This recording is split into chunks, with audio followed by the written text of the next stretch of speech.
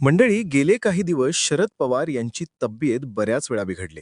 आज सुद्धा त्यांना पुन्हा एकदा रुग्णालयात दाखल करण्यात आलंय. खरं तर दादांच्या मृत्यूनंतरच त्यांचं आजारपण वाढलेलं दिसून येतंय. दादांच्या जाण्यानंतर पवार शांत झालेले दिसून आलेत. राजकारणात डावाला प्रतिडाव देणारा माणूस यावेळी मात्र अनेक घटना घडून सुद्धा शांत झालेला दिसून आला. अगदी मग सुनेत्राताईंचा शपथविधी असो, नाहीतर विलिनीकरणाच्या थांबलेल्या चर्चा असो, पवार नरम झालेलेच पाहायला मिळाले. किती अडचणी येयो, वाईट काळात न थांबणारा माणूस, जोमानं कामाला लागणारा माणूस, यावेळी मात्र आजारपणाला खेळा. म्हणूनच या सगळ्या घडामोडीनंतर शरद पवार खरंच खचलेत का, असा प्रश्न उभा राहतो. आणि याच प्रश्नाचा उहापोह आपण या व्हिडिओच्या माध्यमातून करणार आहोत. मंडळी, भारताच्या राजकारणातल्या ज्येष्ठ आणि प्रभावी नेत्यांमध्ये शरद पवार यांचं नाव आदरानं घेतलं जातं. त्या अनेक दशकांपासून राष्ट्रीय आणि राज्य पातळीवरच्या राजकारणामध्ये सक्रिय राहिल्यात. दीर्घ राजकीय कारकीर्द, सततचा प्रवास, बैठका आणि सार्वजनिक जीवनातला ताण याच्यामुळे त्यांच्या तब्येतीत सुद्धा अनेक वेळा बदल होत गेले. मात्र त्यांनी या सगळ्या गोष्टींवर मात करून आपलं काम अविरत सुरू ठेवलं आणि हे त्यांच्या जिद्दीचं उदाहरण मानलं जातंय.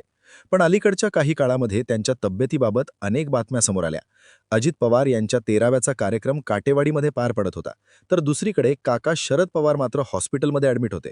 अजितदादांच्या 13व्या दिवशी शरद पवार यांना बारामतीतून पुण्यातल्या रुबी हॉल क्लिनिकमध्ये आणण्यात आलं होतं. अजितदादांच्या निधनाची बातमी समजल्यानंतर जेव्हा शरद पवारांनी माध्यमांना प्रतिक्रिया दिली, तेव्हा त्यांच्या तोंडातून शब्दही फुटत नव्हते. अजितदादांच्या जाण्यानं ते किती खचले आहेत हे त्यांच्या चेहऱ्यावरचे भाव आणि त्यांच्या आवाजातलं दुःख सांगत होतं. अजितदादा जिवंत असताना त्यांनी शरद पवार गटाशी विलिनीकरण करण्याचा निर्णय घेतला असल्याच्या अनेक चर्चा राजकीय वर्तुळात रंगलेल्या आपल्याला पाहायला मिळाल्या. मात्र अशा कोणत्याही प्रकारची बैठक किंवा याबाबतची चर्चा अजितदादांसोबत शरद पवार गटाची झाली नव्हती, असं अजित पवार गटाच्या अनेक मुख्य नेत्यांनी सांगितलं. या चर्चा काही काळ चालल्या, मात्र त्यानंतर या चर्चांना पूर्णविराम मिळाला. अशातच आज देखील शरद पवार यांची प्रकृती पुन्हा एकदा बिघडल्याची बातमी समोर आली. वयाच्या 81व्या वर्षी भर पावसात प्रचारसभा गाजवणारे शरद पवार दादांच्या जाण्यानं किती दुःखात आहेत हे त्यांची तब्येत खरं तर सांगून जाते. अजितदादांच्या लहानपणापासूनच त्यांच्या राजकीय जडणघडणीत शरद पवारांचा मोठा वाटा होता. अनेक महत्त्वाच्या बैठका, निवडणुका आणि निर्णयांमध्ये अजित पवार हे शरद पवारांचे विश्वासू हात होते. राजकारणात अनेक सहकारी जातात, पण घरातला वारसा जपणारा नेता गमावणं हे दुःख खरं तर वेगळंच असतं. त्यामुळे भावनिकदृष्ट्या देखील शरद पवारांना मोठा धक्का बसलेला पाहायला मिळतो. ज्याला आपण लहानपणापासून वाढताना पाहिलं, मार्गदर्शन केलं, त्याचं अचानक जाणं म्हणजे घरातला आधार निघून जाणं. आठवणी सतत डोळ्यासमोर येणं, तो असता तर, अशी भावना मनामध्ये येणं, या सगळ्या गोष्टी शरद पवारांच्या बाबतीत होताना दिसतायत. राजकारणात सगळ्यांवर पूर्ण विश्वास ठेवता येत नाही, पण अजित पवार हे कामात वेगवान, निर्णय घेणारे आणि अनेक जबाबदाऱ्या सांभाळणारे नेते होते. म्हणून शरद पवारांसाठी ते एक विश्वासाचा हात होते. मोठे नेते लोकांसमोर रडत नाहीत किंवा खचलेले असले तरी ते दाखवत नाहीत. कार्यक्रमात शांत राहतात, संयमानं बोलतात, आपली कामं सुरू ठेवतात. पण याचा अर्थ असा होत नाही की त्यांना दुःख होत नाही. अनेकदा दुःख मनात साचून काम करतात आणि शरद पवार देखील हेच करताना दिसतात. अजित पवार बहुतेक वेळा शरद पवारांना साहेब असंच म्हणायचे. राजकारणात हा शब्द वापरला जातो, पण त्यांच्या बाबतीत तो फक्त औपचारिक नव्हता. त्यात आदर, कुटुंबातला मान आणि राजकीय गुरूंची भावना होती. सभा असो, मुलाखत असो किंवा पत्रकार परिषद, कुठेही त्यांनी शरद शरद या नावानं फारच कमी वेळा संबोधित केलं असेल.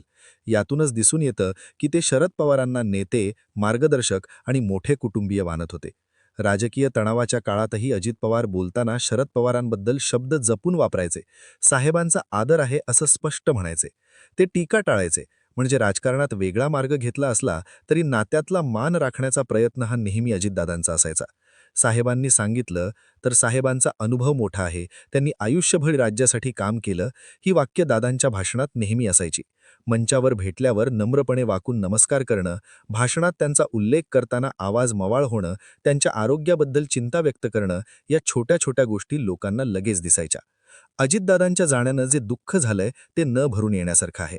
मात्र त्याची पोकळी विलिनीकरणाच्या माध्यमातून भरून निघेल, ही कुठेतरी सुखावणारी भावना शरद पवारांच्या मनात होती. मात्र हे असं देखील काही झालं नाही. या सगळ्यांमध्ये प्रफुल्ल पटेल आणि सुनील तटकरे कुठेतरी खलनायकाच्या भूमिकेत समोर येताना दिसले. अजितदादांच्या मृत्यूनंतर सुनेत्रा पवार यांनी उपमुख्यमंत्री पदाचा कार्यभार स्वतःच्या खांद्यावर घेतला खरी, मात्र पक्ष संघटनावर पकड ही कुठेतरी सुनील तटकरे आणि प्रफुल्ल पटेल यांचीच दिसून आली. राजकीय निरीक्षकांच्या मते तटकरे आधीपासूनच पक्षाच्या संघटनात्मक कामात मजबूत होते. विशेषतः कोकण आणि पश्चिम महाराष्ट्रात त्यांची चांगली पकड होती. अजित पवार यांच्या जाण्यानं आता आमदार आणि जिल्हा पातळीवरचं नेटवर्क सांभाळण्याची जबाबदारी ही तटकरींवर आली. केंद्रातल्या सत्ताधाऱ्यांशी संवाद ठेवणं आणि राज्यातली युती टिकवणं हे काम त्यांनी याआधी हाताळलं होतं. त्यामुळे एक व्यावहारिक नेता म्हणून ते पुढे आले. तर दुसरीकडे प्रफुल्ल पटेल यांचं राष्ट्रीय स्तरावर वजन वाढलेलं पाहायला मिळालं. पटेल आधीपासूनच पक्षातले दिल्लीतले रणनीतिक चेहरा मानले जात होते. एकूणच काय तर अजित पवारांच्या मृत्यूनंतर सत्तेतून पूर्णपणे बाहेर न जाता सुनेत्रा पवारांच्या माध्यमातून ती सत्ता पवार कुटुंबाकडे राहिली खरी, मात्र खरे सूत्रधार म्हणून आणि सोबतच एक विलन म्हणून तटकरे किंवा पटेल समोर आले. अपघाताची चौकशीची मागणी, राजकीय सहानुभूती आणि स्थानिक पातळीवरची एकजूट वाढली.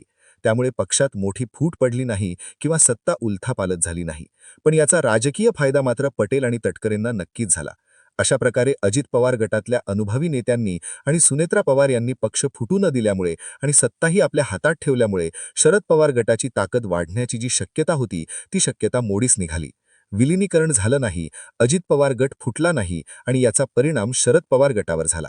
शरद पवार गट कुठेतरी संपुष्टात येतोय की काय असं चित्र निर्माण झालं.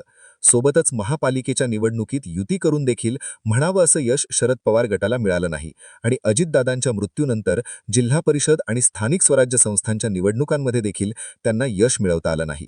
सोबतच सुनेत्रा पवार यांनी उपमुख्यमंत्री पदाची शपथ घेतली खरी, मात्र याबाबत शरद पवारांशी काहीच चर्चा केली नाही. याबाबत मला कल्पनाच नाही असं देखील शरद पवारांनी माध्यमांसमोर येऊन सांगितलं. याचाच अर्थ सत्ता पवार घराण्यात राहिली खरी, मात्र त्या सत्तेत बसण्याची संधी शरद पवारांना मात्र मिळाली नाही. सोबतच पवार घराण्यातून अजितदादांसारखं आणि शरद पवारांसारखं राजकीय अनुभवी आणि प्रभावी नेतृत्व सध्या तरी तयार झालेलं दिसत नाही. थोडक्यात सांगायचं झालं तर विलिनीकरण होऊन दोन्ही राष्ट्रवादी एकत्र येऊन पुन्हा एकदा सत्तेत बसण्याची स्वप्न बघणाऱ्या शरद पवारांवर काळानं घाला घातला आणि अजितदादांचं अपघातात निधन झालं. अजितदादांच्या जाण्यानं त्यांची पोकळी न भरून येण्यासारखीच होती. मात्र कुठेतरी विलिनीकरणाच्या माध्यमातून एखादी चांगली गोष्ट घडू शकत होती, तीही घडली नाही. पक्ष संपुष्टात येत असल्याचं चित्र दिसायला लागलं. अजित पवारांच्या जाण्यानं पक्षात नेतृत्वाची एक मजबूत कडी तुटली. या सगळ्याच्या मानसिक ताणाबरोबरच वयानुसार वाढणाऱ्या शारीरिक अडचणींमुळे शरद पवार बरेच अस्वस्थ दिसतायत. सतत थकवा जाणवणं, सतत हॉस्पिटलमध्ये ॲडमिट करावं लागणं. अजितदादांच्या जाण्यानंतर सगळ्यांना जे वाटत होतं की शरद पवार काहीतरी खेळी करतील, मात्र जसं वाटत होतं तसं कोणतीही प्रभावी राजकीय चाल शरद पवारांकडून पाहायला मिळाली नाही. या सगळ्या गोष्टी कुठेतरी सांगून जातात की शरद पवार अजितदादांच्या जाण्यानं किती खचून गेलेत आणि ती गोष्ट तेवढीच स्वाभाविक देखील आहे.